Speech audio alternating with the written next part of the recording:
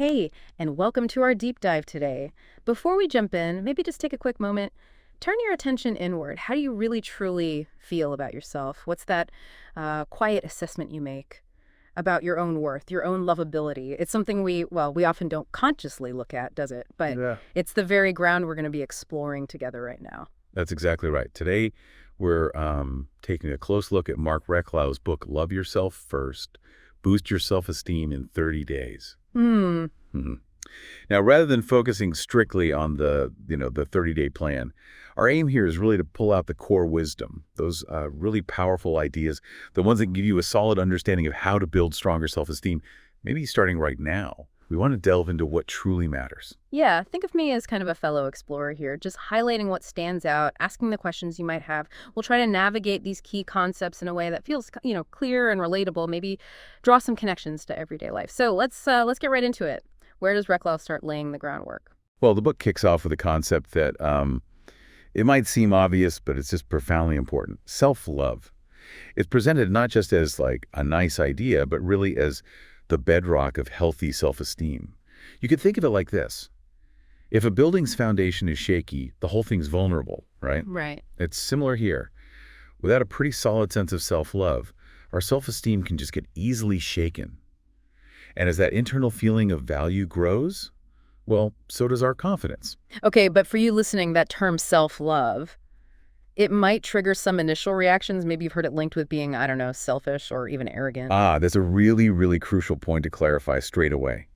Because Reklau is pretty adamant that true self-love is basically the polar opposite of those things. In fact, he kind of suggests that selfishness, arrogance, they often stem from an underlying lack of self-esteem, like a need to constantly prove yourself. Oh, okay. Genuine self-love, though, is simpler. It's just about recognizing and valuing your inherent worth as an individual. It's more of a quiet acceptance of who you are. So it's really about that fundamental relationship you have with yourself, isn't it?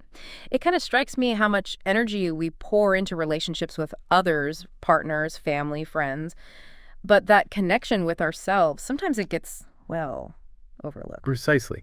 And Reklau offers a really simple, but I think insightful way to think about it. He suggests treating yourself with the same basic kindness and forgiveness that you probably naturally give to a neighbor.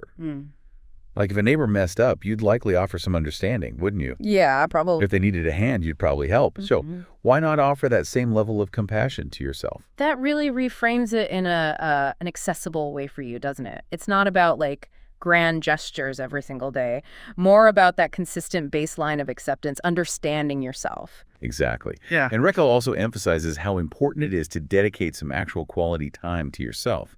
Think of it as a chance to reconnect, to find out who you are again, to get comfortable just being in your own company, and to really acknowledge your own value, separate from what others think.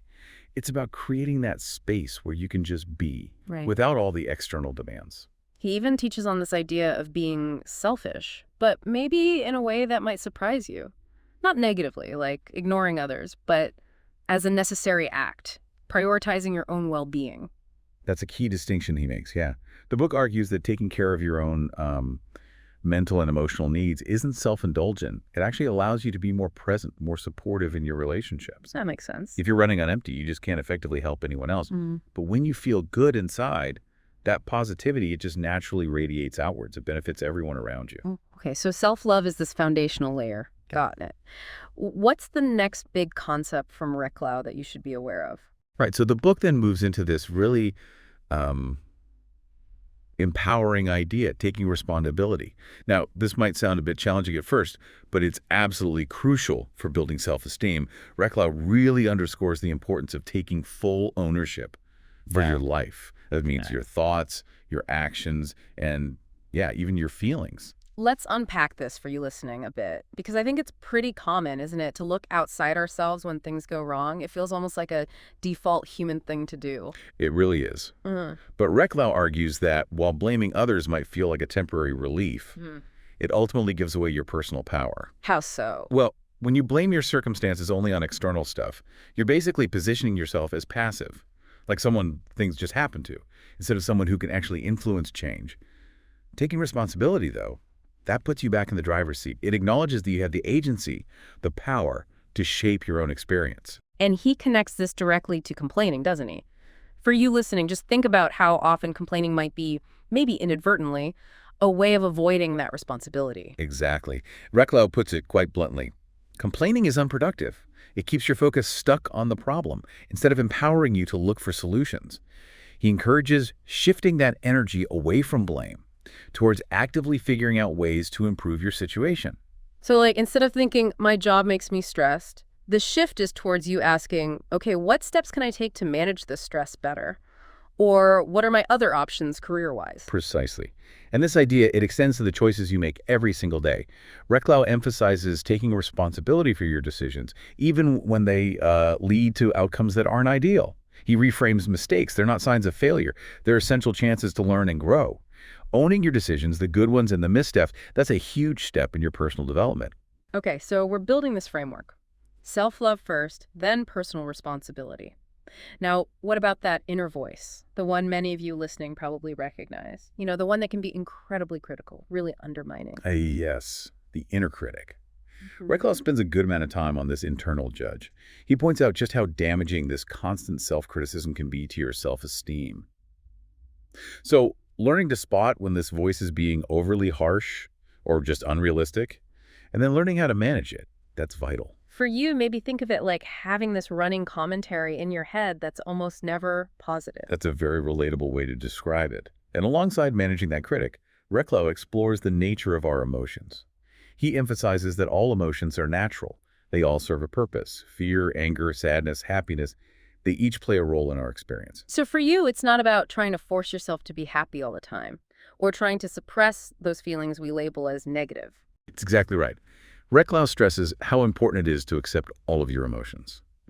Without judging them, it's more about learning to observe them, to understand what might be triggering them for you, and then figuring out healthy ways to navigate them, rather than trying to just ignore them or push them down. He even suggests, I think, that writing about your emotions can be a good way for you to process them, like to get some distance and clarity. Yes, absolutely.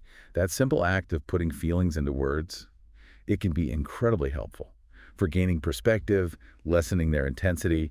And Reklau also specifically talks about guilt. He suggests it can often be a destructive emotion, even unnecessary sometimes. Unnecessary. That might be a slightly new way of thinking for some of you. Guilt often feels like a moral compass, doesn't it? Well, Reklau acknowledges we're often conditioned, from childhood to feel guilt. But he argues that just dwelling in guilt tends to keep you stuck in the past. It prevents you from moving forward.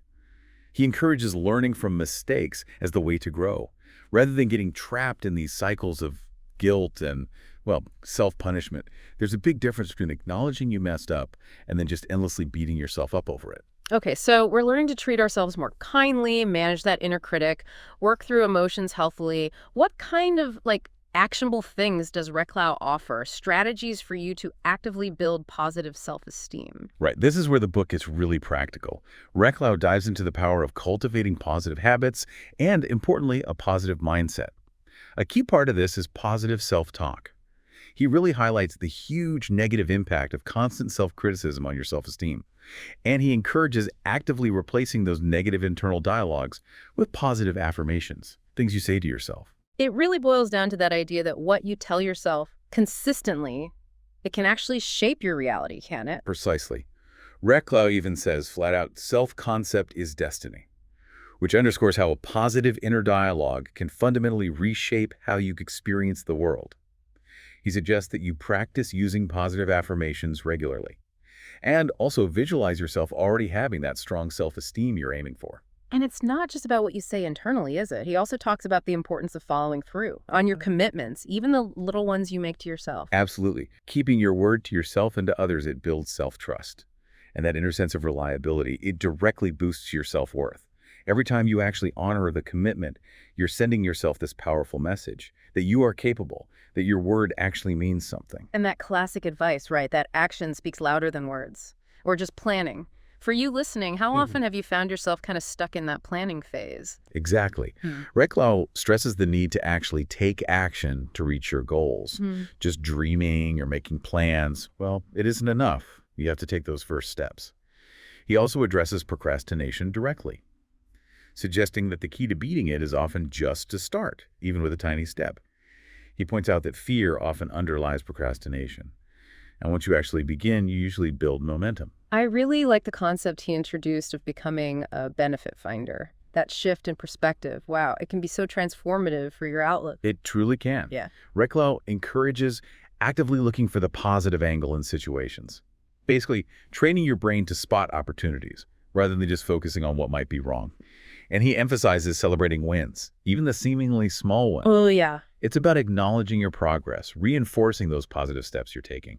And those daily gratitude practices, like maybe listing things you're grateful for or reflecting on good moments from the day, those seem like simple but really effective ways to shift your focus, don't they? They are incredibly powerful, yes. Hmm. Regularly focusing on what you have to be grateful for can significantly lift your overall mood and sense of well-being. He also mentions creating a positive environment for yourself. He calls it priming. Basically, surrounding yourself with words, beliefs, things that support your self-esteem. And this idea of creating your own luck, that's more about you being open to opportunities Yeah, right. and kind of cultivating a positive expectation. Exactly. It involves being proactive, maybe trusting your intuition more, and even reframing those bad luck moments by looking for the lessons hidden inside. And then there's something as simple as smiling. Yes, I love that one. Even if you don't really feel like it initially, a genuine smile or even a slightly forced one, it can actually release endorphins, help reduce stress. It's like a little biohack for your mood. It really is. Okay, now shifting gears just a little, the book also digs into the fundamental importance of authenticity and self-acceptance for you. Absolutely. It's about you accepting yourself fully. Basta, as Reklau puts it, without all those ifs and conditions we tend to attach. Yes, that idea of immediate self-acceptance. He emphasizes that you don't need to change some fundamental part of yourself to feel good about who you are right now. Sure, continuous growth is valuable, but it should come from a place of self-acceptance, not self-rejection, That makes sense. and being authentic, expressing your true thoughts, your values, rather than constantly trying to fit into what you think others expect. That's absolutely key. That constant pressure, trying to please everyone else, it can just be so draining on your self-esteem. It absolutely is. Right. Reklau talks about the downsides of perfectionism too, Hmm. how it often leads to procrastination, anxiety. He encourages you to aim for excellence instead. Giving your best effort, sure, but accepting that perfection is often, well, an impossible standard. Yeah. And he really reinforces the idea. Don't change yourself just to get approval. Instead, maybe value the opinions of just a few trusted people in your life. Yeah. Not everyone. And that reminder that other people's opinions often say more about them and their perspectives than they actually say about you. That's a helpful one to remember. It truly is. Yeah. And ultimately, living your own life, not one dictated by what others expect. That's paramount for building genuine self-esteem. Relying on external validation, it just gives other people power over how you feel about yourself. So cultivating that internal sense of worth is essential. He also makes that important point again that you need to take care of your own needs first so you can actually be effective in helping others. You can't pour from an empty cup. Like, that makes perfect sense for you to consider in your own life. Now, how do our relationships with other people fit into this picture? Oh, our relationships have a huge impact. Profound. Reklau really emphasizes the need for you to surround yourself with supportive people.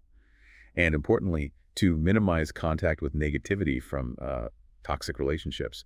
He encourages choosing your relationships wisely, especially romantic partners. Yeah. Because they significantly influence your overall happiness and self-esteem. And setting boundaries, wow, that feels like a really crucial skill for you to protect your self-esteem within those relationships. Absolutely vital. Boundaries, they clearly define how others are allowed to treat you. Reklau even gives a helpful 4-step process. Inform, request, insist. And then, as a final step if needed, walk away. Learning to say no is also just fundamental for setting healthy boundaries, protecting your time, your well-being. It really just boils down to self-respect, doesn't it? Letting people know how you expect and deserve to be treated. Exactly. And it's not just about our external world, our relationships. The book also highlights that strong link between our physical and mental well-being for you. Yes, taking care of your body, eating well, moving, getting enough sleep, all of that directly feeds into how you feel about yourself. Absolutely. Reklau emphasizes treating your body well as like a tangible way to show self-worth. He lists the many benefits of regular exercise, not just for physical health, but for boosting self-esteem, reducing stress, improving mood. He even mentions research suggesting exercise effects can sometimes be comparable to antidepressants. Wow, and those seemingly simple things, too, like making time for stuff you actually enjoy, connecting with nature, spending real quality time with loved ones, those can really recharge you. They absolutely do. He recommends things like daily walks, good for body and mind, even creative thinking. Hmm. He introduces the value of meditation for stress reduction, mental clarity, using visualization techniques to help achieve goals, boost self-esteem, and even just paying attention to your body language, those power poses, can make a noticeable difference in your confidence. Right. He also advises being mindful of maybe too much TV, because it can be quite negative and energy draining. And maybe indulging in a little self-pampering now and then. That can be a nice way for you to show yourself some care. It certainly can be. And finally, the book touches on living in the present and the transformative power of forgiveness for you. Letting go. Yeah, Letting go of past hurts, resentments, that can be so freeing for your self-esteem. it truly can. Reklau encourages you to be present, to really savor life as it's happening. Instead of getting stuck dwelling on past regrets or worrying about the future, he emphasizes forgiving everyone, including yourself, for your own inner peace, to release that toxic resentment, Hmm. and learning not to take rejection personally. That's crucial for you if you want to try new things, build resilience. Mm. Viewing criticism as potential feedback for growth, that's also a valuable mindset shift. And those small daily rituals he mentioned, focusing on the first and last half hour of the day, seems like that can really set a positive tone for your subconscious. Those intentional moments, yeah, they can definitely prime your mind for a more positive, self-affirming experience throughout the day and night. Wow, we've really covered a lot of valuable ground here. If you're listening now and thinking about how to maybe integrate these ideas from Reklau's book into your own life, to boost your self-esteem, what would be the most important takeaway? I think ultimately it's about recognizing that building self-esteem isn't really a destination you arrive at. It's more of an ongoing journey. It takes conscious effort, sure, and a good dose of self-compassion. Plus, consistently applying those positive habits we talked about. It's really about acknowledging your inherent worth, taking that ownership of your life, learning to quiet down that harsh inner critic, and cultivating a mindset of self-acceptance and continuous growth. And that feeling of self-love, self-worth that we talked about right at the start, that's not something you have to somehow earn, is it? It's already there, part of who you are. Exactly. Reklau's book really serves as a guide to help you uncover and strengthen that intrinsic value that already exists within you. It's about recognizing your own incredible potential for growth, for happiness, and then just taking those consistent, maybe small steps to nurture it. So, as you reflect on our conversation today, maybe consider what specific idea really resonated with you most deeply. Perhaps it's just being a bit kinder to that inner voice. Maybe it's about setting some clearer boundaries in one of your relationships.